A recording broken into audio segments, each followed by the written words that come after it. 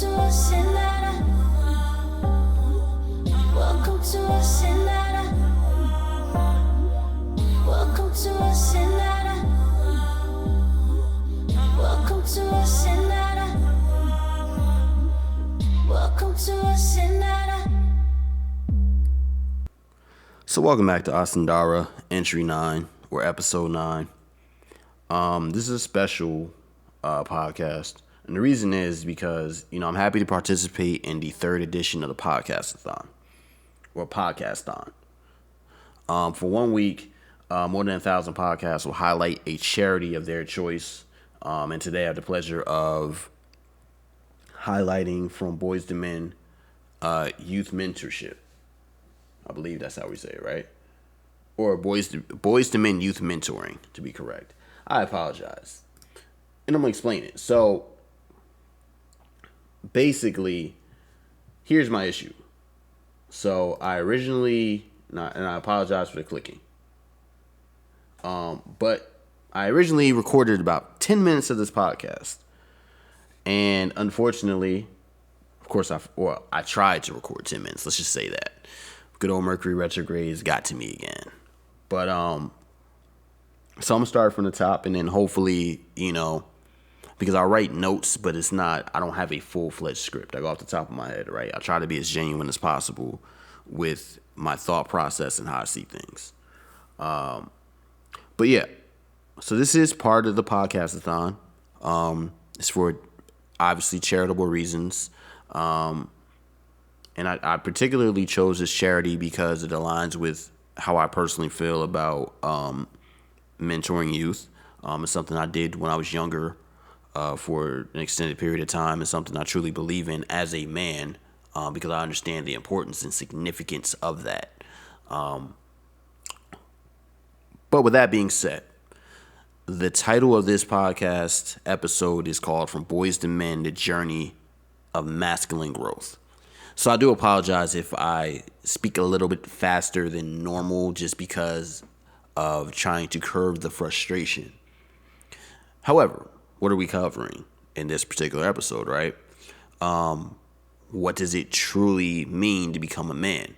And the reason why I'm covering this is because as a man, I think this is something that we seldom speak about. Or when it is spoken about, it's kind of like, it's spoken about and then kind of brushed under the rug. And truth be told, is kind of avoidance of the reality. And the reality is that us as men struggle. And we don't like talking about it because society says we shouldn't. In a nutshell, that's how most of us feel. Whether a man in your life tells you that or not, it's the truth. But I also want to dive into the difference between being biologically mature or having biological maturity and emotional and spiritual maturity, because they're different things. Being biologically mature means, well, when you look at this man, you can tell he's grown, right? You can see the progression. Whether you look at the biological cues or, facial hair, blah, blah, blah, blah, all these other things. But emotional and spiritual maturity, you can only see through certain experiences, interactions, and they translate through the character of that man. And a lot of times that character is also compromised by other things, and it's not the full spectrum or picture. And so I want to talk about that a little bit. I also want to talk about why so many men struggle with identity, responsibility, and emotional balance. And it goes back to what I was talking about. Society teaches us to view ourselves in a certain way, whether it be social media, regular media, TV, movies, streaming platforms, blah, blah, blah, blah, you name it. As a man, you can see things that you don't identify with as a man. And a lot of times the question comes into your mind, especially if you're insecure, well, how come this definition of a man, or how come this image of a man I don't identify with? And a lot of times we ask ourselves that, but we ask ourselves that in private. It's not something that we share. But a lot of us as men, we feel that way. A lot of times how society defines a man may not exactly be who we are. Why? Because of family structure and background, beliefs, belief systems, the way we're taught, who we're taught by. All those things matter. You know what I mean? And even if you look at like films like Boys in the Hood or The Pursuit of Happiness and the challenges of actual masculinity and what it means. Because environments shape you. Your family shapes you. What you are, what you know shapes you. And what you're given and provided shapes you as a man. It does. And now, mind you, it's more than just men. But at this moment, I'm talking about men. And I'm speaking from a man point of view or a male point of view because that's who I am. Right? And then I also want to go into the transition from boyhood to manhood because it's super important to understand that. I'm also going to talk about emotional wounds and societal pressures and how that holds men back and how to cultivate strength, leadership, and emotional intelligence. So bear with me. And like I said, I originally, I did like 10 minutes of this. Full-fledged before I realized I wasn't recording. That's how passionate about this particular subject matter that I am. And, let's just go. So let's start with this. Why many men or why many boys struggle to become men, I should say, right? I guess you could say it, you could look at it either way. You see, because for me personally, I believe that we are not men until we reach 30. Because that's when we start truly discovering who we are as men. We may be biologically mature, but we start discovering like, okay, this is who I am. This is what I'm about. These are my goals. These are the things I'm trying to accomplish. Now, even for me, I could say I started early on with certain goals and certain things I wanted to tick off my box. But at the same time, it wasn't necessarily grounded. A lot of it was based more on a proving people wrong, which I'll get to in a minute. And I think, also, a lack of male role models, absent fathers, emotional, unavailable mentors, things like that also affect us. And we don't like to necessarily speak about that. And the reason we don't like to necessarily speak about that is because we're used to it. It's comfortable, right? Like, for example, we can have men in our lives that are emotionally unavailable, so that's all we know. So all we know is a gray area. We don't know how to navigate our emotions. We don't know how to, in a positive way, navigate what we're feeling and to also bring that to the world in a positive manner. We see things from a very hard-lined perspective. And therefore, that affects all of our relationships and affects our relationships with ourselves. It allows for a certain amount of imposter syndrome, which is something I want to speak about in another episode, like truly dive into. Like a man that receives critique over and over again eventually begins to believe that critique. And I think just with any human being is that, right? A man that is seeing things a certain way, a lot of times we need someone from the outside to give us another perspective, and we have to be open to that. And sometimes we're taught to be stubborn, which doesn't allow us to be open, which therefore is harmful for us. And then you think about that, and you think about the conflicting messages of masculinity on top of that, which would be, toxic masculinity versus emotional suppression. You think about the pressure to succeed without the tools to navigate failure. You think about that, and then you just think about how it all connects. Because it does, right? Because success as a man is defined by what we do, not what we believe, when it needs to be both. In my opinion, it needs to be both. At least I found that it's the the healthiest way to reach happiness for me as a man is that balance. To marry what I believe and my purpose with my actions. And therefore, that's what keeps me aligned and keeps me focused on my goals. Because there's a lot of pressure that comes with that. And I have to ground myself in my purpose and beliefs in order for me to truly do the groundwork to get to where I need to get to.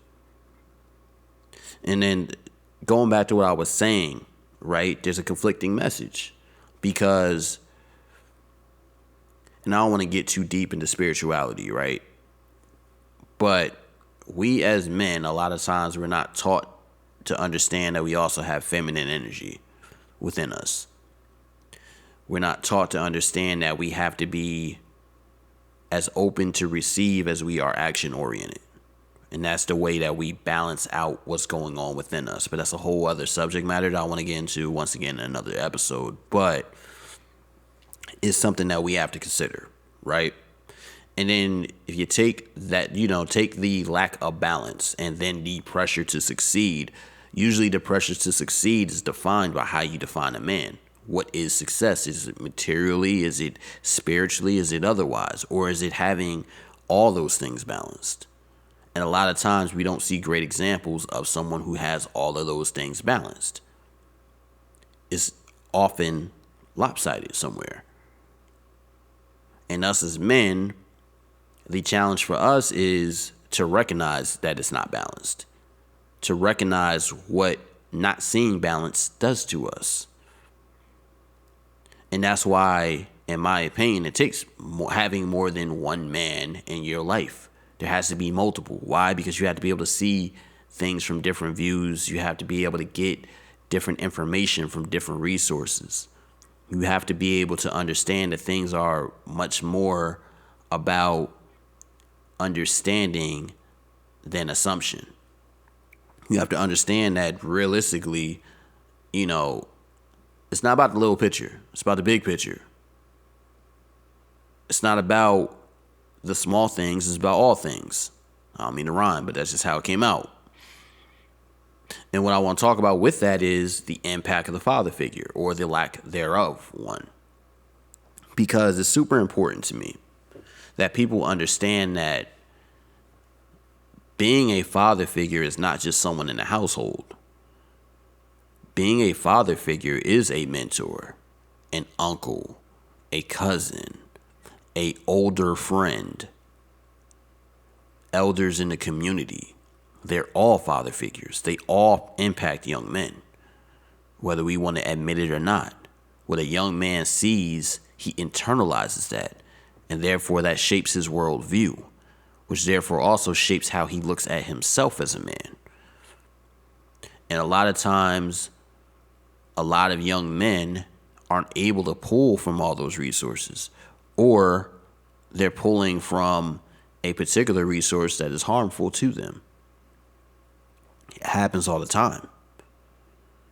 And then their perception of the world is jaded, and therefore it jades their perception of self. And unfortunately, that's where, it really comes into, understanding who and where we want to be as men. And sometimes it doesn't happen until later on in life. And I think when understanding that, it's also understanding, well, how do we move the goalpost? Meaning, how do we as men get there faster, right? And I believe it's through understanding what we had to navigate, and therefore passing that information down to those younger than us, so then they can do the same thing.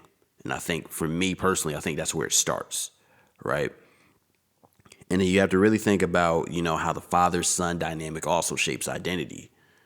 Whether the father was there or not, how was that relationship? How did that father treat that son? And the reason is because that's going to shape that son's worldview. It's going to shape how that son looks at himself or defines himself. And now this also goes into what I was saying before. That's why mentors, elders, older cousins, uncles, etc. are also super important, because they also shape how that young boy is going to define himself eventually. But it takes all of that. It really does. It really does take a village. And as a historical example, right, I want to speak about Frederick Douglass. Now, obviously, Frederick Douglass was born into slavery without a father. He sought out mentorship to define his own path. But let's not skip over the fact that there was struggle there. There was struggle there. there's an entire journey that we have to take as men to get to our path.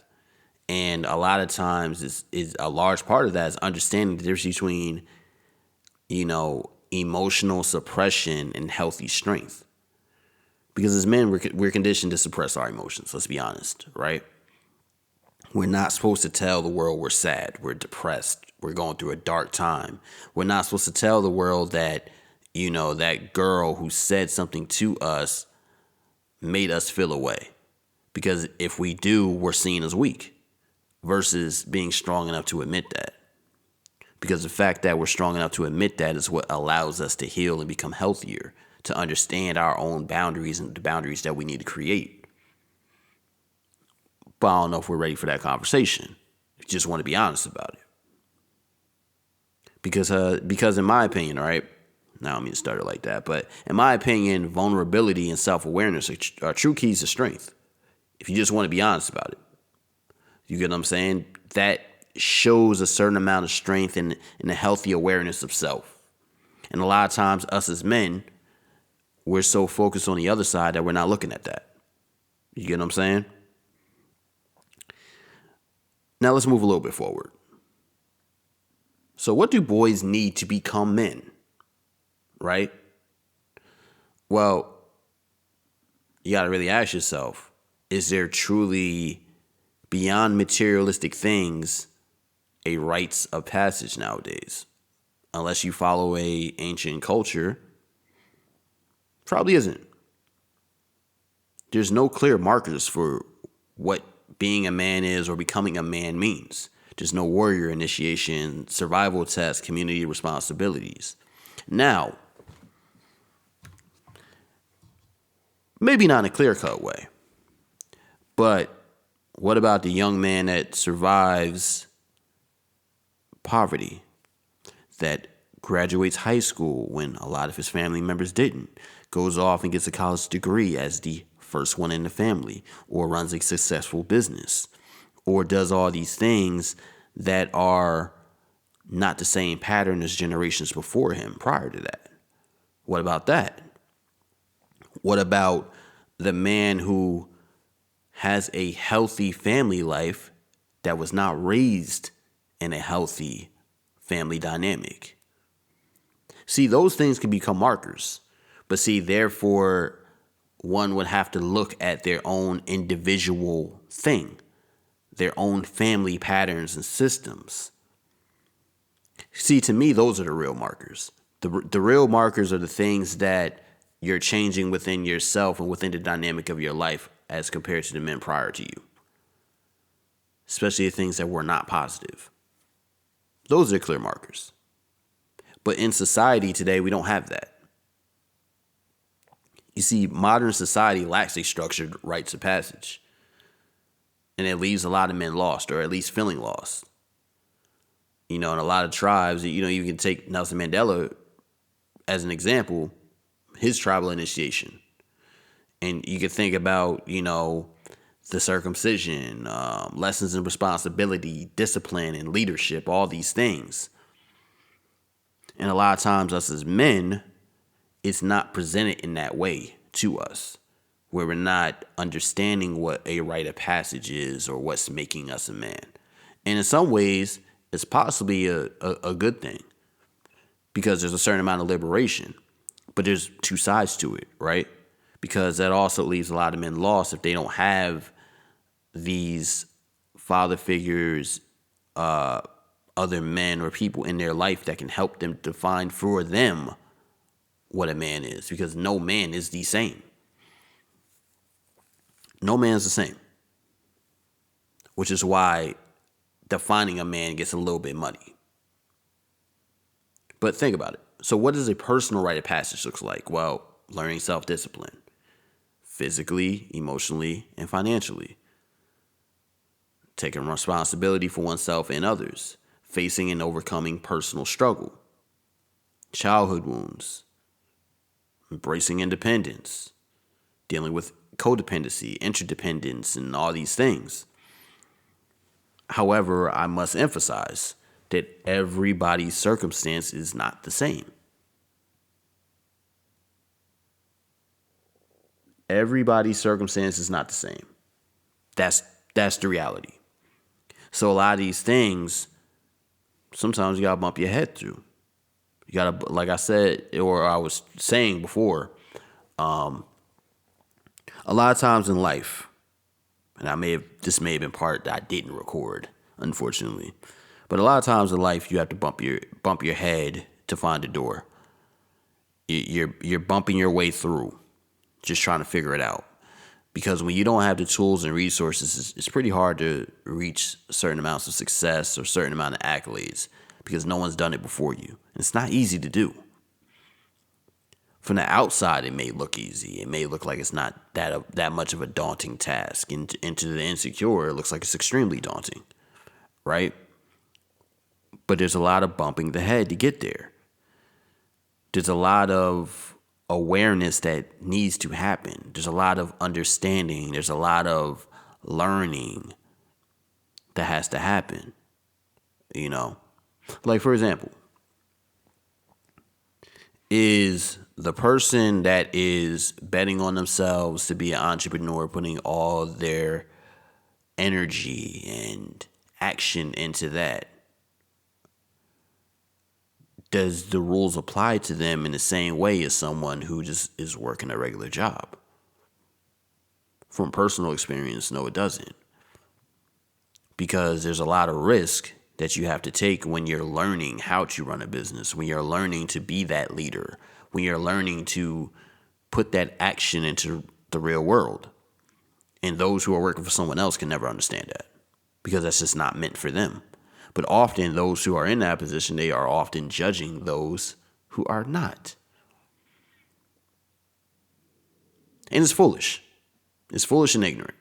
I'm going to just be honest about it. It's foolish and ignorant. And I really don't give a damn what you feel about it. Excuse my language. But it's the truth. It's foolish and ignorant. And the reason it's foolish and ignorant is because you don't have those experiences. So how dare you judge or think that you know? I mean, that goes into a whole other topic, which I'll address at another point. But it's the same thing with being a man. If you have not been through certain experiences or circumstances of another man or of a man in general, you don't know what they're going through or what they feel like on a daily basis. You just don't. And a lot of times, a lot of our young boys and a lot of our young men are not given that grace. Period. They're not given that grace. And the world teaches us as men that we don't deserve grace.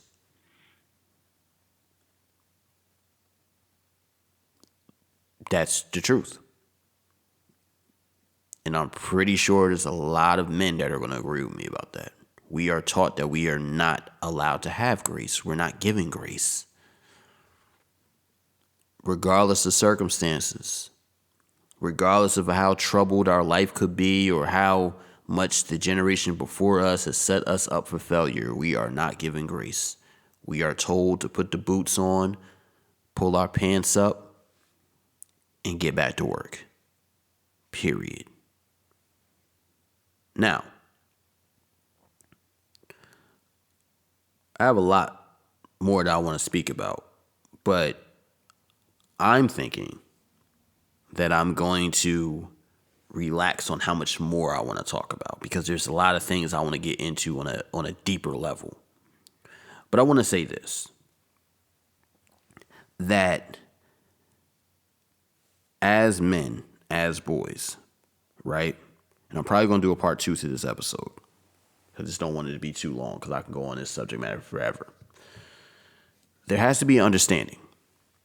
And that understanding is that boys, young men need help. All men need help. But specifically the young ones. And the reason specifically the young ones is because those are the ones that can change the trajectory of other men. They're the ones that can shape the possible future. The one that we don't know exists yet. They're the ones that can heal the generational curses and all the trauma and the things that go on within their lives and therefore affect the lives of others. Because one healthy man, when accepted, can create other healthy men, other healthy boys, and I think it's just super important to understand that. Now, like I said, there is going to be a part 2 to this episode, but this one in particular, I felt the need for it to happen. And the thing is, like, I delayed this episode for weeks.